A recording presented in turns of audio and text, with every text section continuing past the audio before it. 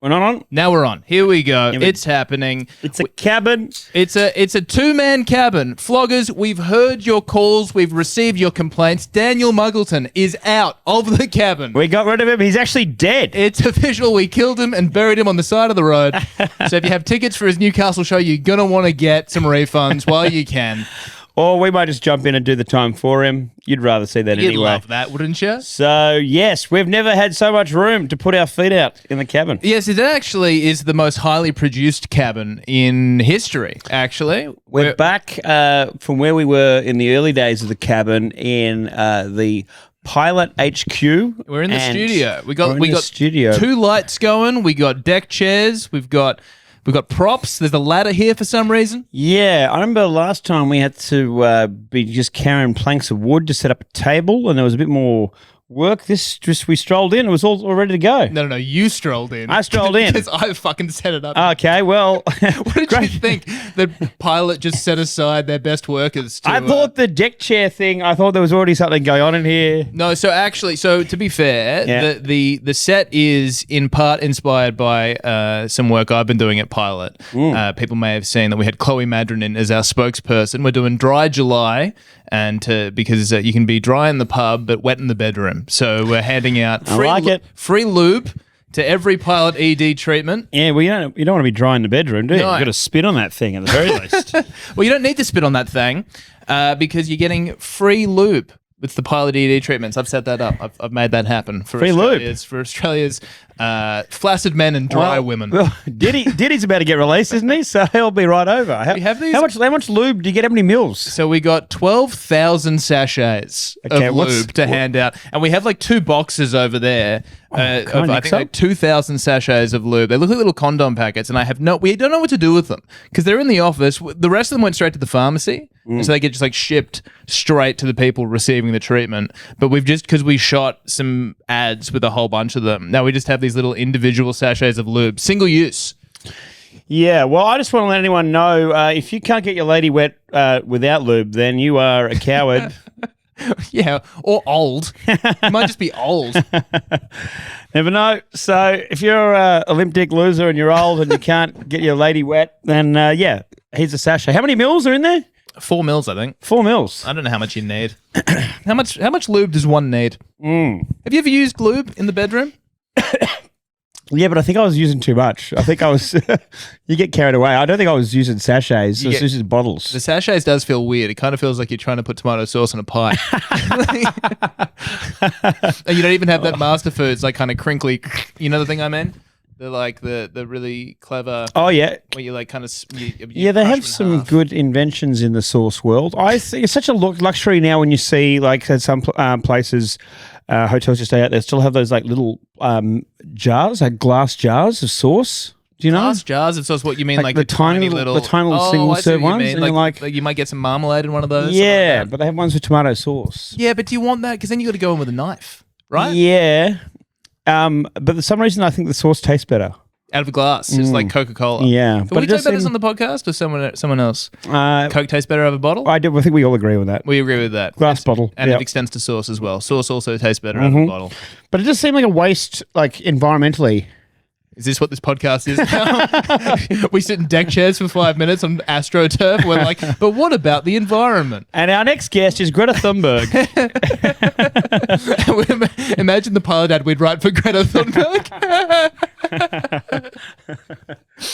Well, she's of age. You've stolen our childhood and also our erections. She's of age now. She can talk about sex stuff and it not be weird. Yeah, but what would your angle be for a Greta Thunberg pilot ad? You're chopping down the trees, you're taking away our wood, something like that. That's pretty good. I might be sailing around the world, but I'm still not wet enough. That's why you need Pilot's Not So Dry July. Free lube with every order. There's so much single-use plastic in these lube containers. I don't think Greta would get on board. Such a pro, Tom. Oh, I do think about erections all day, every day.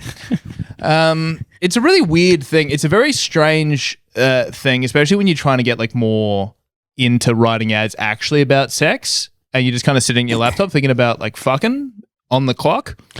And it's technically you're working. And technically I'm working. Could you wank during your work day and that would count as being thinking about your job. Yeah, what do I put that in my timesheet as? Is that the question? Yeah. Because I guess part of your billable hours, really, isn't it? Like I know, like if you're a lawyer, if you're thinking about a client while taking a shit, that's billable hours. Yeah, okay. So if you're a lawyer, you just want to get a case that's about masturbation, so you can clock that time. Yeah. Because if you're there jacking it out, thinking about if you cut cocks hard enough, the next great pilot ad might come to you. Which is perfect as well, because I'm pretty sure lawyers, they log their hours in 6-minute increments, which is perfect for me. Yeah, I don't know. I mean, there was a whole thing in COVID, right, was when people started working from home, there was like an uproar about the idea that people were masturbating during working hours. It's like, of course they are. There's no way they're working the whole 8 hours. Why would you? I was masturbating during work hours when I worked in an office. No, you weren't. Were you really? Well, I think I did a couple of times when I was high on cocaine or coming down from cocaine. I thought jerking off on cocaine was really hard. But you still get horny. Do you? On cocaine? Yeah. Very much so. And it's like more horny than you would be sober? Yeah, for sure. What's the horniest one? Is meth the horniest one? What is the horniest drug? Maybe. I haven't tried meth or heroin to be able to report back accurately, but yeah, I think that meth is quite horny and the guys just keep going at it until their dick almost rips off. Yeah. So, well, there's one thing about meth heads, vigor. They really get into it. They're determined. They throw their shoulder around, I reckon. Yeah. I've heard meth is very horny. I've heard MDMA also very horny. Yeah. I felt like I knew with MDMA I would be horny, but I'd have such bad pinger dick where like your dick like shrivels into like a little sad little prawn. And so I just knew not to even bother. Not to even bother, just... But with cocaine, you have the confidence. It's so misguided confidence. You're like, I'm horny and I can actually get this done. This time I can make it happen. I believe in myself. I believe myself. So then you're like in like hour 7 of a marrowwank and then you're like, you know what, maybe I made a mistake here. Of course, the marrowwank. How could I forget McCann like that? Yeah, I don't know. I think I find meth is way more common than I thought it was. I thought meth was purely the advent of the homeless. And then I meet people like, no, I had a meth phase. Like, whoa, really? Yep.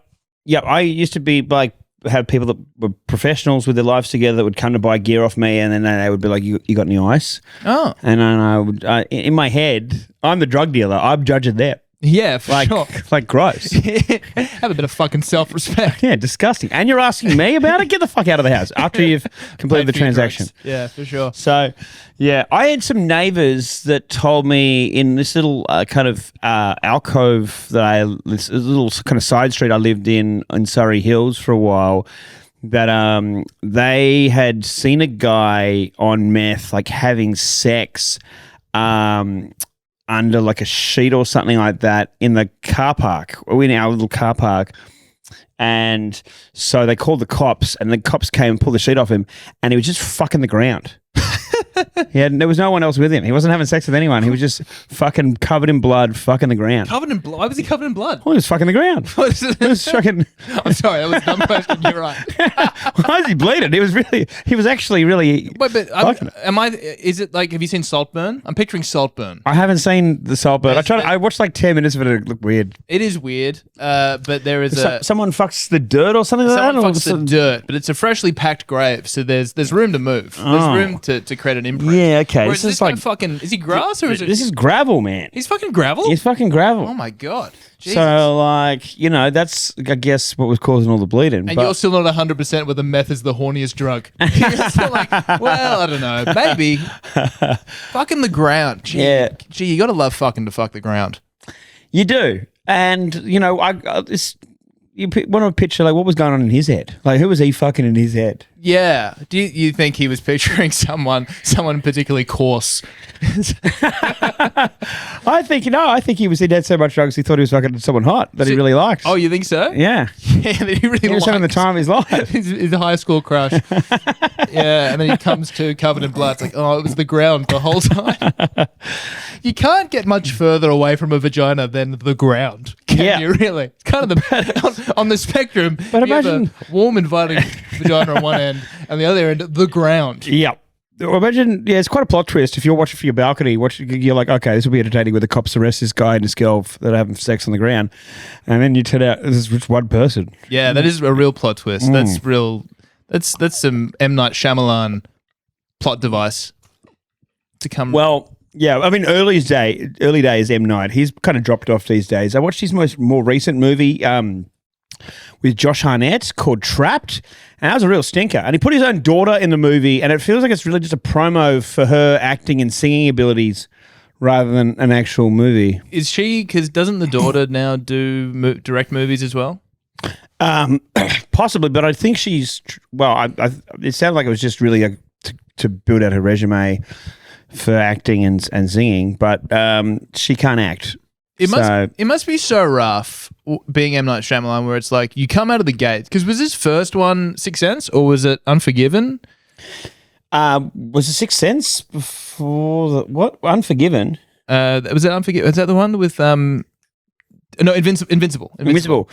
So that was after Sixth Sense. So Sixth Sense is his first thing, right? That I know of. He probably made some fucking shit movie that no one's ever heard of, or some. I think that was his first Hollywood movie. Yeah, and everyone's like, "This is the greatest thing anyone's ever seen." It blew our minds. You're the greatest. And it was back when like people used to like go to the cinema and like pack it out. Yeah. And so then it was this whole thing for society of like, we have a secret. We won't ruin the movie for you. Yeah. You got to go see it. We don't want to spoil it for you. I always think that because I just feel the ending to Sixth Sense is such pop culture now. It's been just The Simpsons and Family Guide out of any reasonable like spoiler-free zone. Yeah. And every time I've ever tried to watch The Sixth Sense, I'm just like, he's a ghost. I don't care. I know.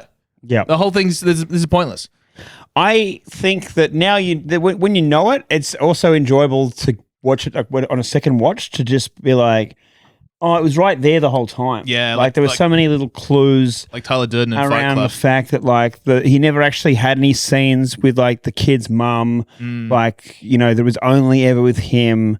All the conversations, like when he was at dinner with his like wife, when he's actually dead, that like they weren't actually talking to each other. All these things make sense on the second watch. My wife and I were watching a TV show recently, and halfway through, like episode 3, I'm like, oh, I reckon that guy's not real. I think he's a ghost. And then my wife's like, what do you mean? And I'm like, well, she only ever talks to him. No one else talks to him. And like the next scene, he's just talking to someone else. I'm like, all right, never mind. I also saw I watched last week, what's that fucking The Substance? You seen The Substance? Oh, yeah. What a fucking mindfuck of a movie that is. Did you like that movie? I didn't like it, but I didn't think you would. Look, it was entertaining enough. I thought about halfway through, it just got too weird and too crazy. Halfway through? Because to be fair, I had heard from everyone who'd seen it, was like the last 20 minutes are so fucked. Yeah. And as I'm watching it, and I'm watching it at home, I'm like, are we in the fucked part yet? And then I check the scrubbing on the streaming like timeline. I'm like, there's still 90 minutes left. I thought this was the fucked part. Like, what's gonna happen? And then it does get really. And which becomes the weird blob thing. Oh, spoilers. There we go. All right, we've ruined that. I think what I really took away from it was like, for a movie that was sort of mostly about women's body images and how unhealthy that is, there was a lot of that movie was just, how fucking hot's this chick? There's just like 2 minutes of her rubbing herself in the shower, and they're like, "Ooh, feminism, women's bodies." But check out these tits. Am I right? I definitely liked all those parts for sure. And Demi, still hot herself. Demi Moore. You're right. Demi Moore. Demi.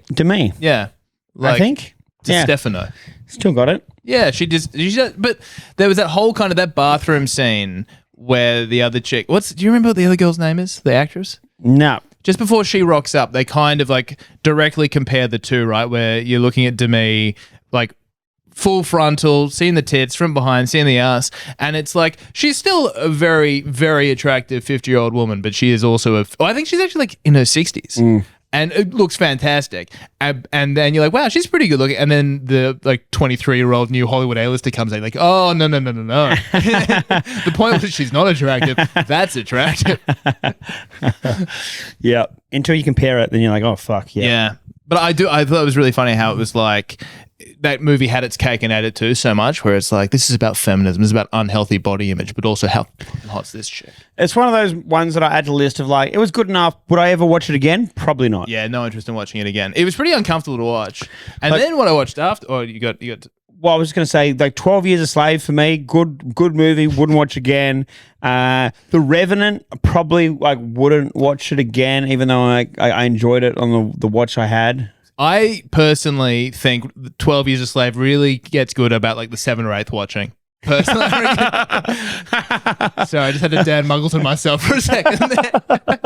Sometimes I reflect on the character I play on this podcast. That's your hangover movie when you're like when you're feeling down and vulnerable. You're like, what's going to cheer me up? Oh yeah, I just want a comfort watch. Turning on 12 Years a Slave. Oh, simpler times. Mine's Happy Gilmore, and yours Tom's is 12 Years a Slave. That's great. Oh god. Are you a big Adam Sandler guy? You strike me as growing up, yeah, for sure. For me, like Billy Madison and Adams and Happy Gilmore were like amazing. Yeah, okay. I never really got on board. I know I kind of saw bits and pieces. What else was like meant to be sort of golden heyday Adam Sandler stuff? Was Little Nicky? Waterboy probably more than Little Nicky. Yeah, you're right, Waterboy. Big Daddy? Yeah, Big Daddy was up there as well. Little Nicky was like kind of off to the side, but it wasn't as shit as like some of the later stuff he made. Like Don't Mess with the Zohan. Or, some people love that movie. Or the ones of like what's the stepdaddy or what's the daddy? What Daddy Daycare? Daddy Daycare. Daddy Daycare is that him? Yeah, Eddie Murphy. Nah, it's like it's Chris Rock, I think, is in it with Adam Sandler. That might be more offensive than the 12 Years a Slave thing if we're wrong about that. Daddy Daycare, it's Eddie Murphy, I'm sure. No, it's not Eddie Murphy. Thank you for tuning in for two guys on their phones. It is Eddie Murphy, 100%. No. Wow, Daddy Daycare is 27% on Rotten Tomatoes. I thought that was like meant to be good. So I think you have mistaken Eddie Murphy for Chris Rock and I don't know who for Adam Sandler, but somehow you're both racist and anti-Semitic right now. Wait, who is it? There's a guy called Steve Zahn who plays Marvin and Jeff Garlin's in it as well. I don't know what you're thinking of. No, what? Hold on. This is Daddy Daycare is a movie that no, I'm thinking of the one with Adam Sandler in it. Hold on. With Chris Rock? No, you fucked this. No, I haven't. I absolutely haven't. There's nothing. There's absolutely nothing. I'm looking at all this. No. Hold on. I'm going to be vindicated here. There's a series that I know of. Am I got that much brain damage? I can't have. Really? You can't have? Have you read your book? You might have. What's the name of that? Oh, fuck. Oh, my God. This is great podcasting, though. Don't worry about this. This is very good. Definitely do this when there's only two of us. We don't need Dan Muggleton filling the space. Fuck me. This is put it away. This is terrible. This is really bad. This is really, There's really one bad. where they're running like a daycare center. Oh, fuck. Yeah, Daddy Daycare with Eddie Murphy? No. Yeah. No, I can't look it up right now in the middle of the podcast. We need another person. That's why we needed 3 people for the podcast. Do you remember when Will Smith slapped Eddie Murphy at the Oscars? Do you remember that? Remember Eddie Murphy's famous black people and N-words bit? I've seen. Have you seen his rap song? I like Pretty Girls. I like Pretty Girls. Man, he's been continuing to rap, and it's like getting worse. And it was never great. No. Was it? I don't know. It was like Welcome to Miami and stuff. Did everyone think that was good stuff? Well, it kind of went downhill. But like when I was younger, like the Men in Black song was good. Yes, sure. Yep. I don't think anyone was. Did he have like a Y2K song? About Y2K? Yeah, I think it was just called I don't know. But like he had a bunch of songs that were like hits back in the day. But yeah, it's just these days it was just like, who's his mates to be saying to him like, dude, like hang it up. He's had a rough couple of years. I mean, the real shame seems to be he's like, you know what? I'm just gonna own the assaulting a comedian at the Oscars thing. Yeah. And now he's doing like, have you seen? He's started like making his own Fire in the Booth stuff where he does kind of like freestyle raps in front of his friends? Yeah, I've seen some of that, and it's really bad. It's so bad. It's real hard to watch stuff. I'm spewing about this because I swear to God. Put the phone away. Put it back down. Hammer. Hold on. I got to solve this. Jesus Christ. This is not, you couldn't find it before. What are you trying to find? Okay. The movie is called Grown Ups? Is it Grown Ups? It could be. Oh, God. Grown Ups? Is that it? Yes, that was with Chris Rock. Okay. Yes, that was the movie I was thinking of. Very good. All right. Okay, that actually did have Chris Rock in it. Cool.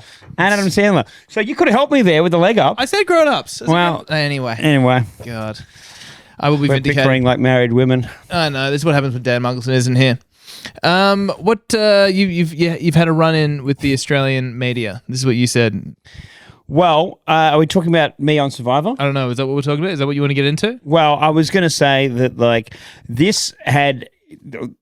what happened to me has now happened to someone much more famous. Oh. So originally I was approached to go on the next season of Survivor, and I chatted to them a couple of times and I sent a keen, and then I had to go in for like interviews at a hotel, and they had like a whole bunch of people who had been like on former, reality TV stars and people who'd been on Love Island and stuff were showing up.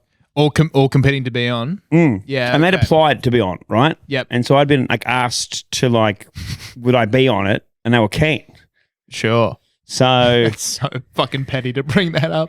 Why? You're just to be clear, they asked like losers. They came. I wasn't begging to be on this show. Okay, sure. All right. I don't need to be on reality TV. And I look, part of this, maybe that's part of the reason why I didn't get it, but I did point out that my YouTube channel gets more views than you pointed that out in the interview. Than they get. When did you bring this up? Well, I think at some point I just made it as a throwaway line. I was like, it's fine. It's fine either way. Like my YouTube channel gets more views than Survivor anyway. But wait, did you say that like while they were interviewing you to be on the show? Yeah. Well, towards the end of the conversation. You're trying to play the heel. You're trying to be like, I'm going to be the arrogant one. I wasn't being arrogant. I was just, is it arrogant to state facts about viewership? Sometimes. Yeah, sometimes it is. So anyway, wait, can I just to round back, yeah. Survivor as a concept, did you ever watch Survivor? Do you care about Survivor at all? I watched a lot of it in jail. Growing up, I used to watch it. My mum loves it. So like I am a fan of the show. I always said that if I was ever going to go on any reality TV show, I would want it to be either Survivor or SAS. Yeah, SAS is a wild call to me because you've said that to me. And that looks so hard. It looks fucked. Why do you want to go on SAS? I just think I would be a fun challenge. And I think that I usually do rise to the occasion in most things. So I think that it would be good. And I think you should just do SAS training as the OGs. I think you should do the OGs do Buds Week. Well, look, if we get any bigger, we can get a collab with Ant Middleton going. Say Ant. We want sacks over our head, and we want you to yell at us. No, I think you should do a collaboration with the Australian Defence Force. We're mostly dudes, so our audience is mostly dudes, so that seems to be a good fit. But I think, from what I imagine, a lot of them are haven't got much lean muscle mass. You don't think so? You don't reckon? That's something I'm guessing. I think it's a good guess. I think it's a really good guess. Not a huge amount of lean muscle mass going on there with the fan base. So. I did see, actually, because I do routinely peruse through the OGs subreddit. I'm fascinated by the community. And there was some gossip and rumors going around your personal life. And one of the comments on Reddit was like, I listened to the Flog Cabin podcast and he just recently mentioned ... And I was like, wow, there's a listener. There's someone out there. 0 upvotes, but still. That's nice. Yeah, so if you're listening, subreddit lurker, welcome. Welcome to the better side of the Hamo fandom.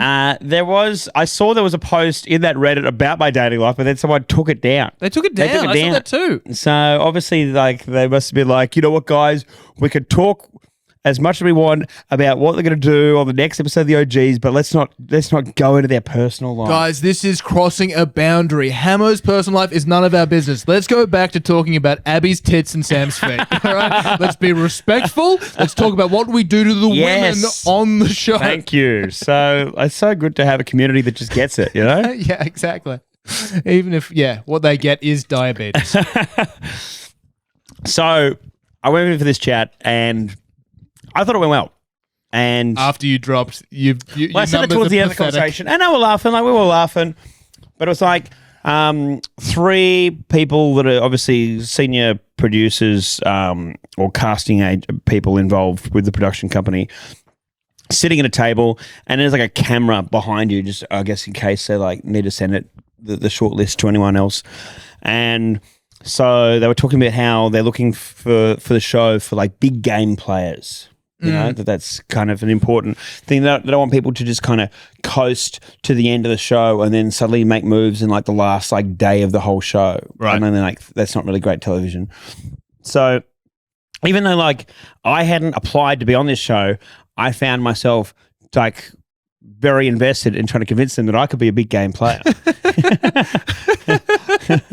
I'm a big game player. I got the biggest game player. I got the biggest game you've ever seen. Big game, long game, hard game, you know. So I found myself pitching that, but it was also like hard because you're like, how do you like pitch something on that you're going to do in the future? You're going to be like, you know, it's hard. You mean every pitch? How do you pitch something you haven't done yet? I don't know how the pitches work. No, but I mean, like, what do you say? Like, once I get in there, like, I'm just going to be wheeling, dealing, making the biggest game plays you've ever seen. It's like, well, you don't really know until you meet the people there and you figure out where you sit in the pecking order, right? Yeah, imagine being in a job interview. You're like, what impact are you going to make on the company? Look, it's really hard for me to say. I mean, until I'm at the desk doing the work, I really can't promise anything. Well, when I'll you do put what I can. I will do my absolute best to do something. When you put it like that, Tom, I do sound quite silly, but I'm a fucking idiot. Okay, so maybe that's part of the reason why they decided to go in a different direction. But so they say to you, we're looking for big game players, looking for people who are going to get in there and make a huge difference on the show. And you said I agree, that's a really good idea. And they're like, what would you do to be a big game player? And you were like, hard to say. Well, no, I said that like my strategy at the start would be to let the idiots that want to like make the big moves at the start do it, dodge bullets for the first like opening volleys of the show. Yep.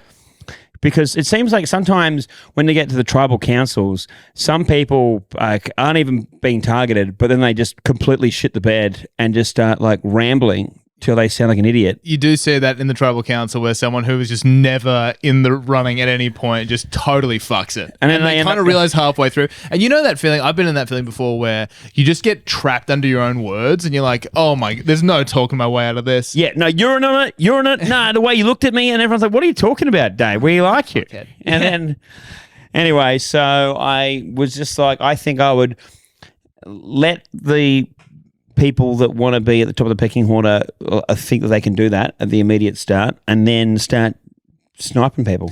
Because I was a huge fan of Survivor early on especially.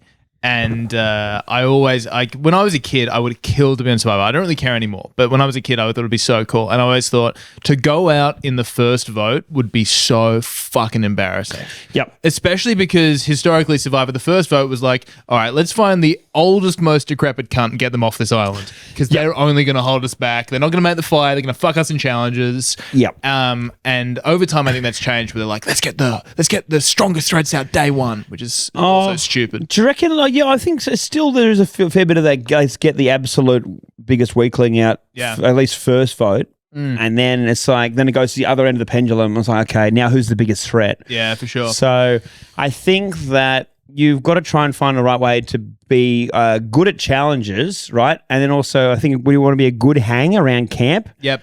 And do your bit, right? Because they always get shitty at those people, like they don't clean up, they don't make fire, they just suck, they just lay around. Yeah. So you do the basics right, be a good hang, and then if you can get along with everyone, then you can at least be in people's ears. I would like my idea for my fantasy would be I would be in a strong alliance, but then also have some kind of alliance in the weaker one where we feed each other information. Yeah, you know? okay. So like I have a spy in the other camp. Yeah, I think I really like to think I'd be good at Survivor, but I know I'd just be overthinking things the whole time. You make alliance day one, you're like, I gotta George got to the end of Survivor in like a couple of years ago in Brains vs. Brawn, and he was absolutely useless. He didn't play in the spirit of the game.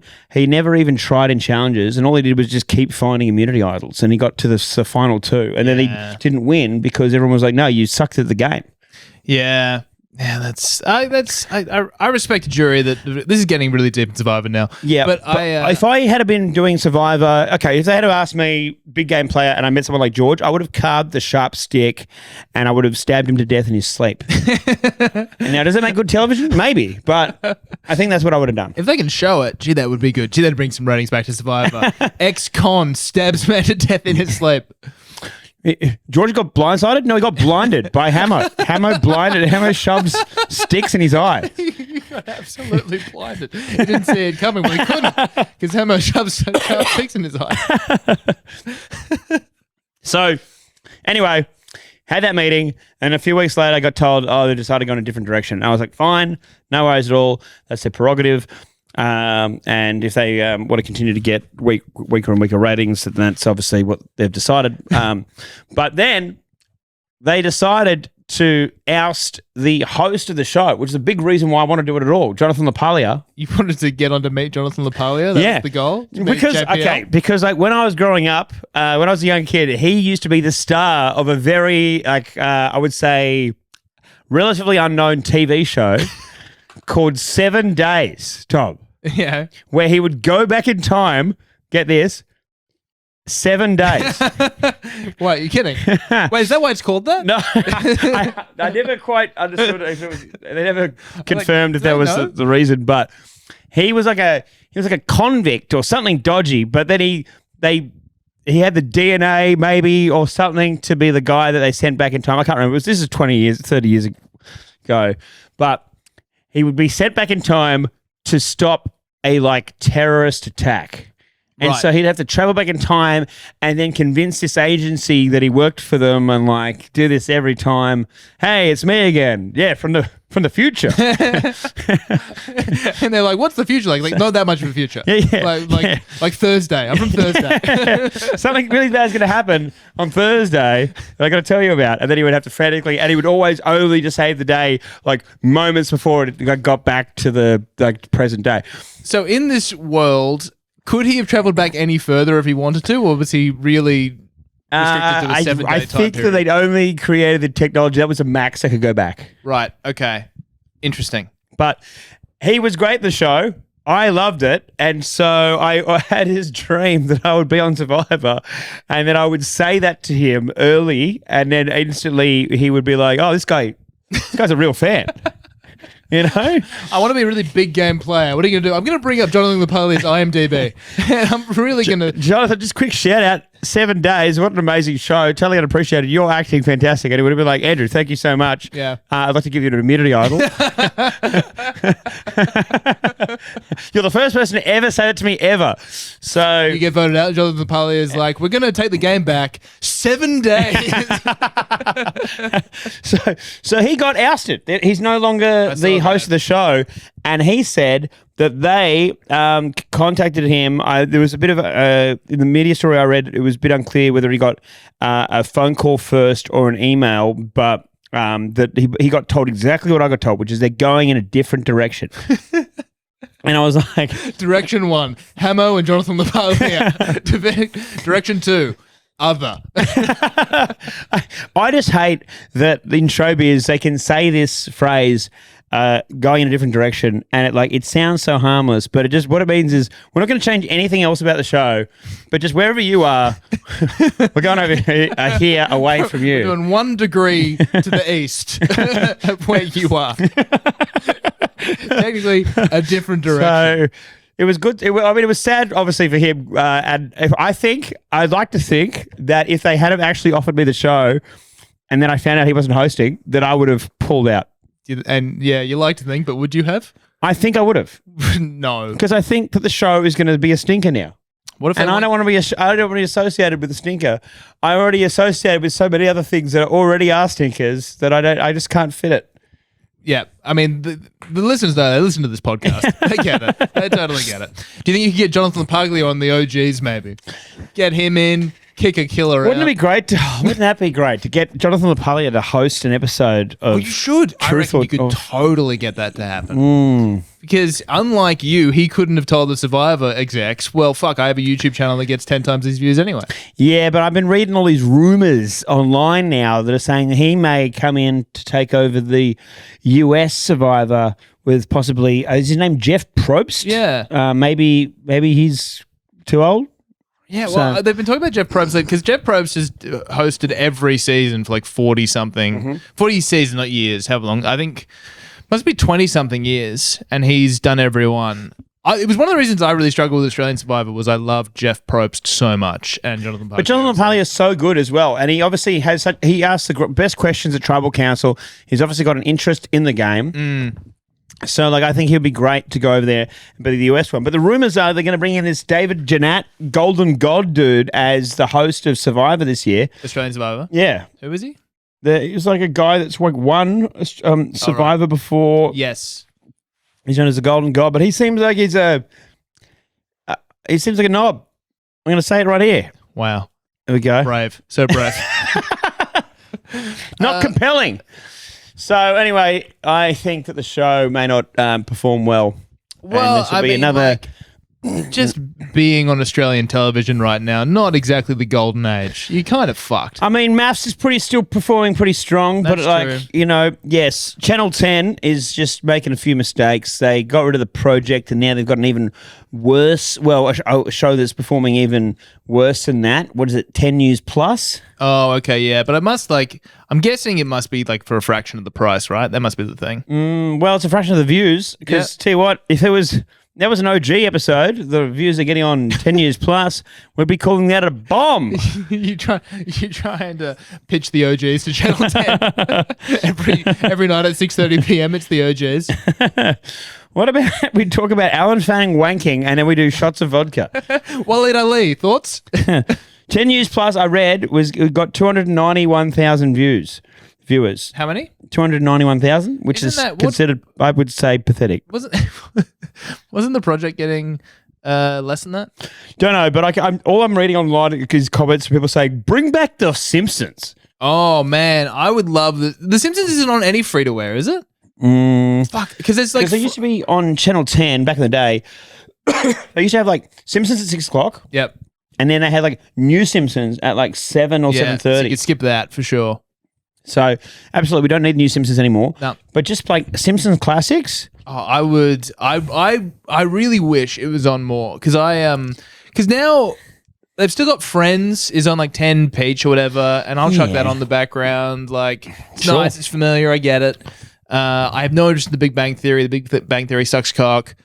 I knew there was a reason I liked you sometimes, Tom. The Big Bang Theory it's like you just see this slow decline in the best sitcoms of the time, right? Or the biggest sitcom. Because you kind of had like Frasier, and then there was probably something before Friends, and then it was like How I Met Your Mother, and then it was Two and a Half Men, and then it was The Big Bang Theory. And there's just like everyone just got a little bit worse until The Big Bang Theory, which was just so dog shit. Yeah, well, I mean, it was Seinfeld, Friends, Everybody Loves Raymond was popular. Yeah. Ish. It was pretty big. Yeah. But Big Bang Theory really sucks. Fucking horrendous. And then Young Sheldon is just like is even worse. It's unbelievable. It's unbelievable how you can just chuck a laugh track on it and people will be like, I guess this is fun. Have you ever seen that show without the laugh track? I've seen it on YouTube. It's like, it's haunting. And the long pauses? Yeah, it's crazy. It's like, and the amount of the length of pause they give for the world's worst joke. Jesus Christ. Get it. They've got autism. That's very funny. Now what? What are you wearing? This is my hat. Yeah, that's good though. That's pretty good. My God, I'm gonna get asked to be a writer on that show soon. All right, should we do a pilot ad? Sure, let's do it. All right, Hamo's written a pilot ad for me this week, and he is bigging it up big time. He's been talking about it in the group chat. What did you call it on the way here? I said it could be the greatest pilot ad of all time. Yep, and I said there's not going to be anyone here to laugh at it, and he said I'm here. So let's see how we go. It is long. Hey there, floggers. It's Tom Witcombe here. As many of you know, I work for Pilot, and tonight we're recording Flog Cabin from Pilot's corporate headquarters. There's nothing I like more than being in this building late at night by myself for a big, old wank. Nothing gets me harder than strolling around my workplace while nobody's around, pantsless and just jacking it non-stop in the places that are commonly populated by my work colleagues. Then I'll come all over my CEO's office door handle. Oh, Tom. And I'm not talking about a little bit of cum either. I'm talking like a liter of A2 high-protein Tommy Witcombe. Gross. But tonight, unfortunately, I'm not alone. Andrew is here with me, and I get performance anxiety. That's why today I decided to start taking Pilot's ED treatment. Thanks to Pilot, I am once again rock hard and confident. I'm sure one day in the future, I will wish that I'd actually read the Pilot ad that Andrew wrote for this episode. But for now, it's important that everyone knows this is not actually an ad, and these are my real thoughts.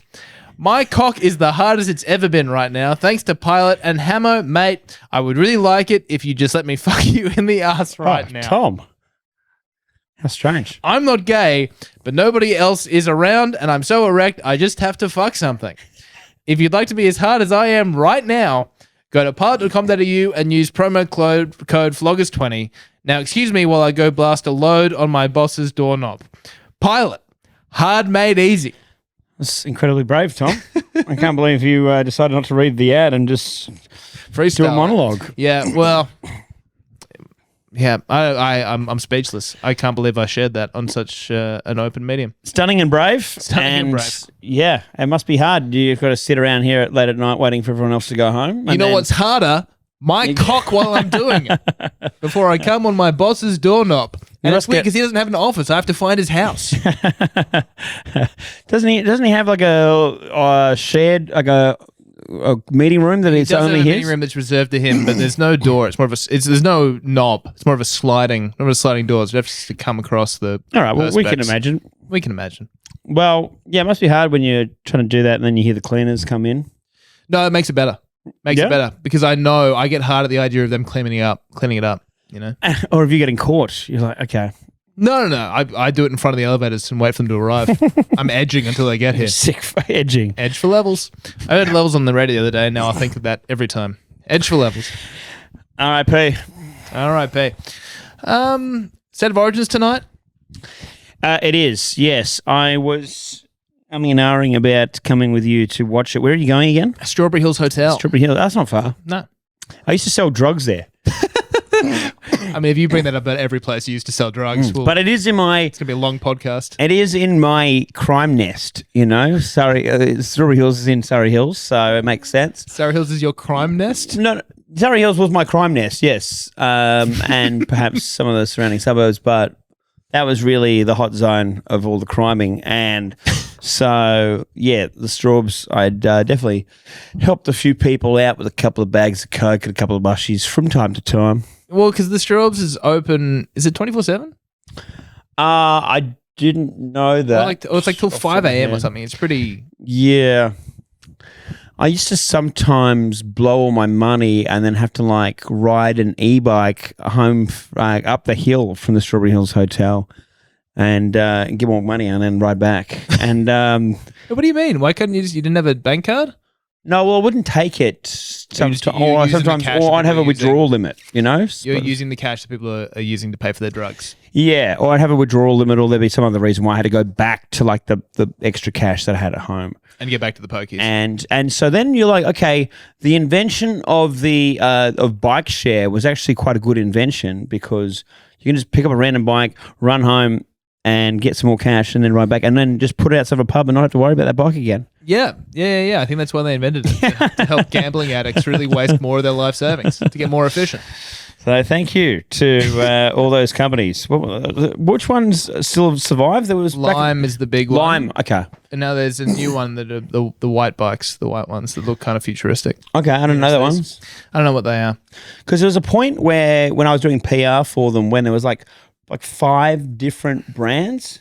Yeah, there were. There was that orange one as well. Yeah, there was Mobike, which was orange, and then there was another one that was orange, which name I've forgotten. Then there was Ofo, which was the yellow ones. Okay, yeah. There was a few different. There was about 5 different companies at one stage. It was ridiculous. How often do you just see one of those lodged in a tree, and you go, "Well, it's kind of annoying that it's there, but fuck, fair effort to get it there." Well, the thing is, when they first started, they were lighter. They were still heavy, but they've gotten heavier now that they've got like the motors or whatever the fuck they got in them now. Didn't they always have those? No. Sometimes they were just like regular pedal bikes. Yep. Oh, okay. I thought they were always e-bikes. No, they were just pedal bikes. So they've gotten heavier. So I guess that does help to make it harder to throw them in a tree or into the river. I know in Melbourne they were all landing in the Yarra River, which is kind of funny, but because I think Brisbane as well. Brisbane River. Yeah. A lot of scooters in the Brisbane River. But these days it's harder, but obviously it comes at a greater cost to bike. Yes, for sure. So and because it's harder, you really have to want it up in that tree. And that's why you have to respect it. You do. And that's a guy who's probably on meth that has that superhuman strength. Yep, exactly. And he's ridden to his lover's house. They've shut the door on him, and he throws the bike in the tree and starts fucking the ground. and the rest. Well, history. you know, one of these days we're going to see someone fucking the bike, and I reckon the bike probably better for you than the ground. I reckon there's probably more pleasure to be had in the bike. I reckon between the handle and the brake, you could get some kind of friction on the cock friction. Yeah, cock friction between the handle and the brake. If you squeeze, and you could squeeze the brake as much as you're kind of willing to. And then right when you're ready to come, you ring the bell. Just so people know. Yeah, I was thinking maybe like, do you sort of kind of you kind of position yourself to the back of the bike and you spin the wheel like a water wheel, you know, and just kind of get the friction. What's just constantly it's spinning around, constantly just giving you a little bit of a bump? Yeah. That noise was so fucking creepy. There's a lot to think about there. Yeah, there's a lot. It's a thinking man's podcast, this one. It is. All right, we'll talk about wanking and talk about something else for a moment. I went to Muggleton. Oh, yeah. The weekend you're doing the Two Flogs podcast. Two Flogs, our rival Flog podcast. I think it's very favourable to us to call ourselves rivals. There were some times when you were doing the press conference for your big boxing fight where Brizzy was like, host of Australia's second best flog-based podcast, and no one laughed because no one has any fucking idea what this podcast is. No, he's got a podcast, is he? Is he a drug guy? Is he in prison? They do a podcast in prison? If he did a podcast in prison, true. It would have been more popular than this. Yeah, no one knew about it, so that was unfortunately for Brizzy, it was a good joke, but it was unappreciated. Yeah. But so I went to Muggleton and we were there for the Two Flogs live show, which was in some kind of arts center. It looked like I was drunk. It was a barn, I guess.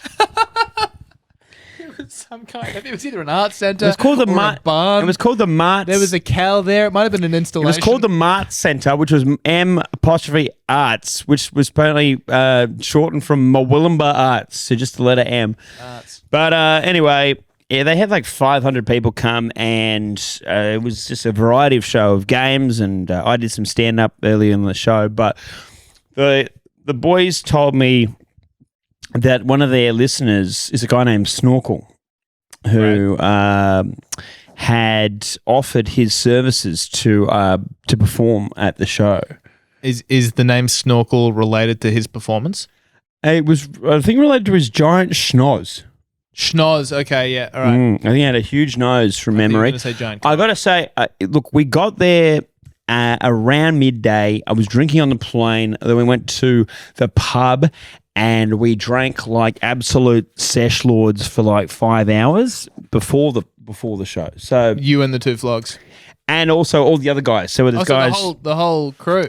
There was boys from the Alpha Blokes there. There were guys from Knuckles from Proper True Yarn. There was a million other blokes. There was Jarchi from the We Mean Well podcast, who's now got a gig on Triple M. Oh, wow. As well. So we went to uni together, me and Josh. But anyway, so a big crew. Big crew of guys all involved. And so I got up there at the start, after Brizzy was hosting, him and a bloke named Zayden, both, I thought he was going to do a song to start the show, and I thought he was going to do like the Australian anthem or something, but he ended up doing Pink Pony Club. Oh, yeah. Which was fun. Does everyone know that? Did the Two Flog audience, are they familiar with Chapel Roan? If they didn't, they did a very good job of getting into the song chorus very quickly. Okay. So, like, for us, it's like 500 mostly dudes. Yep. Singing Pink Pony Club for a little bit, which was fun. But then I got on stage and I said, hey, there's a bloke in the audience, Snorkel, that wants to warm up the crowd for me. I think he wants to do a few jokes. So he got up and apparently he's got like I got told he's got 10 minutes, but I was like, we're going to give him 5. Yep.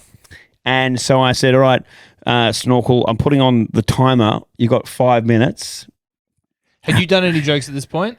No, I'd done 2. Oh, and by 2, I mean I'd called Brizey gay a couple of times. Those are the 2? Calling him gay once and calling him gay twice. Callback. Oh, I think I made a joke about how Curb got beat by Goxie. Okay. I said something like... You haven't done... Sorry, you go. Oh, I said something like, this show's a bigger hit than any of the ones that Curb landed on Goxie. And I said, hey, it's not about how many times you get knocked down. Unless you got knocked down like 6 times and the ref has to help you up, then it's probably about that. That's pretty embarrassing. That's good. That's good stuff. So I did that. Then I brought Snorkel on. Then Snorkel started telling this story out of his phone. And it was like a long-winded story. He wasn't holding the microphone near him. No one could hear a word he was saying. He was talking so fast. And it was just 2 minutes of just people looking around being like, what is this? And so then Brizey, because he runs a funeral business and cremates people and I think, when they're still alive or not. What was the story about? Brother, I couldn't tell you. No one could hear it. So... And then Brizey, because he works in the funeral game, he had a body bag with him. Yep. And so he looked at me and I nodded, and then we brought the body bag out and we just pushed Snorkel into it on stage. Well, actually, I think to his credit, he saw it and he went and lay in it. Yeah. So I think he accepted. That's good. He accepted it. And so then everyone cheered as poor Snorkel, after 2 minutes of attempting to warm up the crowd, was relinquished to the microphone and then carried off in a body bag, which was very funny. That's good. And then the show continued as normal after that. Fuck, Snorkel. That's rough. That's rough. If you want to see Snorkel on tour, his dates, he's going to be... Snorkel will be opening for me around the country. So, but he was a great sport about it, and we had a beer afterwards, and he thought it was all funny, and he was just happy to be involved. But, he gave it a crack. Fuck. Luckily, the jokes I did after that generally worked, most of them. But it was a very big room. Yeah, okay. Like, it wasn't built for anything like what we were doing. Yeah, it doesn't sound like that was Snorkel's problem, to be fair. I don't think it was that was not Snorkel's problem, but that was a problem for everyone else because the room was so big and so long, and I had like PAs like at the front and then halfway down the room and then the back. I don't think anyone at the back was listening to the show from the get-go. It's one of the it's quite a great sort of gift for stand-up comedians to be able to walk into a room and just go, well, this isn't going to work. And just write it off entirely. But it's like, well, no, this isn't my fault. It's not going to work. Who cares? Well, exactly. I had very little skin in the game because it wasn't my show, but at least I was on first before everyone got too pissed. And at least the first half of the audience was at that point still into it. Yeah. So I did as well as I could do in that room and then got to piss off and sink all the free piss. Yeah, great. Nice. But that's why you would have been there anyway, I imagine. Absolutely was why I was there. But I won some money gambling. Are you a gambling addict?